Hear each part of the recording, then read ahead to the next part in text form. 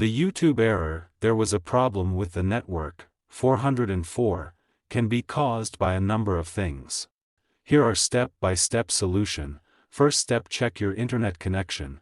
Ensure that you have a stable and active internet connection. Switch to a different Wi-Fi network or cellular data if possible. Second step, clear the cache and data of YouTube app. To do this, long press on YouTube app.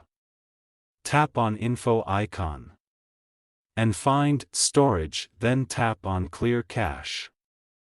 And tap on clear data, confirm to clear it, then go back and find permission. Allow all the permissions. Check if your problem have solved or not. Fourth step, update the YouTube app. To do this, tap on Play Store or App Store. Search for YouTube.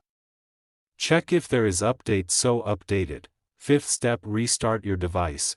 Reboot your phone or device to refresh its settings. To do this, long press on device's power button. And swipe to restart it. Check for YouTube server issues. Sometimes, YouTube may experience server problems. You can check the status of YouTube servers on websites like Down Detector. If none of these solutions work, the issue may be on YouTube's end, and you may need to wait for them to resolve it.